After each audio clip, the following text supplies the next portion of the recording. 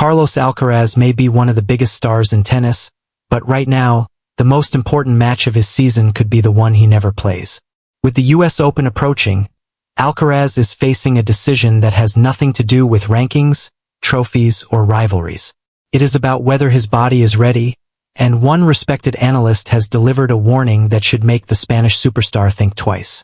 Batata Clerc, a former world number 4 and French Open semi-finalist, believes Alcaraz should not rush straight into the US Open after spending roughly 4 months away from competition.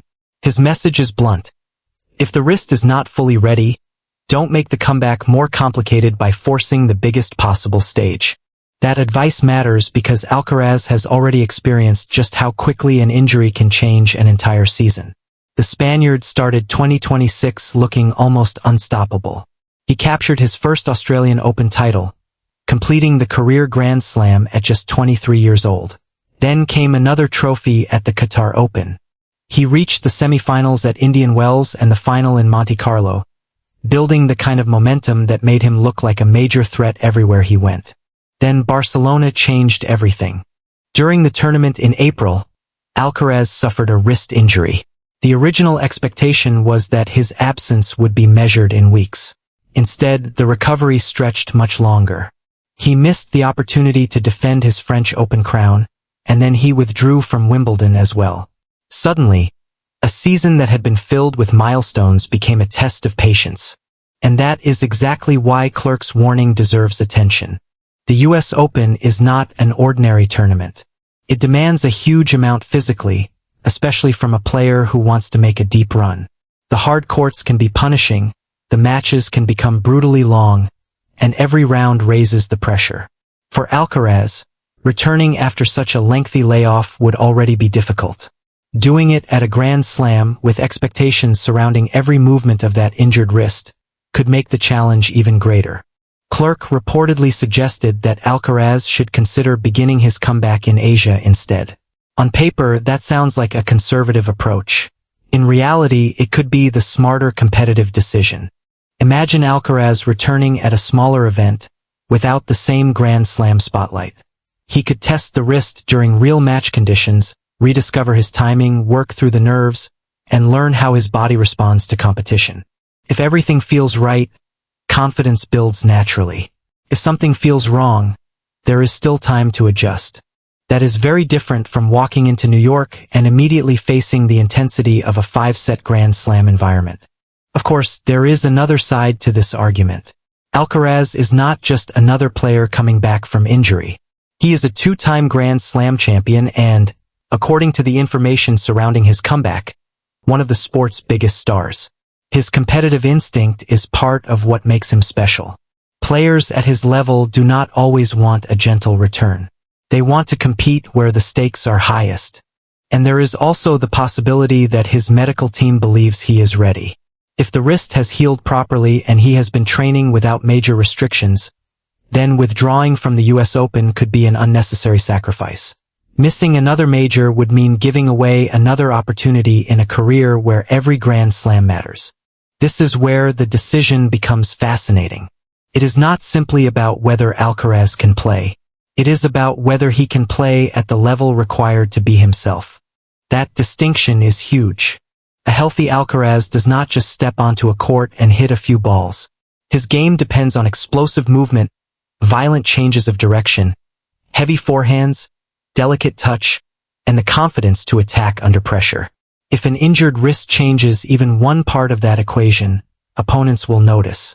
And once opponents sense hesitation, they will test it relentlessly. That may be Clerc's real concern. The danger is not necessarily losing early. The bigger danger could be returning too soon, compensating for the injury, and creating another physical problem. Then came another important voice. Legendary American coach Rick Macci. Macci, who has worked with stars including Serena Williams, Andy Roddick, and Maria Sharapova, also offered his assessment of Alcaraz's comeback. His involvement adds another layer to the conversation because Macci has spent decades watching elite athletes balance talent, confidence, mechanics, and physical limitations. For Alcaraz, that balance may be more important than ever. The The timing is especially interesting because his 2026 season had already established him as one of the dominant players of the year before the injury interrupted everything. Winning the Australian Open was not just another trophy.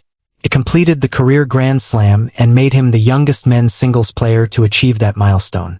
The Qatar title followed, then strong runs at Indian Wells and Monte Carlo. That is why the US Open decision carries so much emotional weight. Alcaraz is not returning from a quiet season. He is returning from an interrupted one. There is a natural temptation to think, he is young, he will recover quickly. But elite tennis does not work that simply. Youth can help recovery, but it does not eliminate risk. The wrist is involved in nearly every major shot, and confidence in an injured body part cannot be manufactured overnight. So what should Alcaraz do? If he is genuinely 100%, or close enough that his medical team is comfortable, then competing in New York could make sense. But if there is uncertainty, Clerc's warning becomes much harder to dismiss.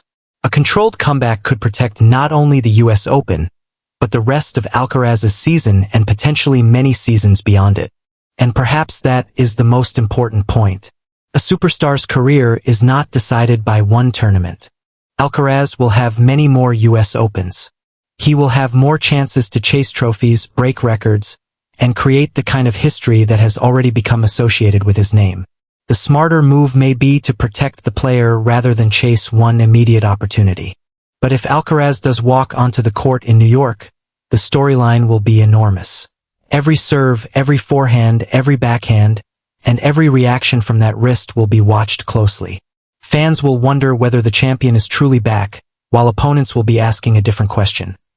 Can they make him move, defend, and hit under pressure without exposing the injury? That makes this comeback one of the most intriguing stories heading into the US Open. Either way, the pressure will be enormous, because Alcaraz is no longer simply returning from injury.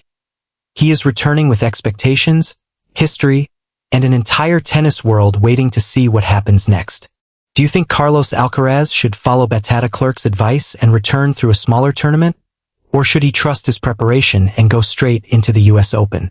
Let us know what you think, because this could become one of the biggest decisions of his 2026 season.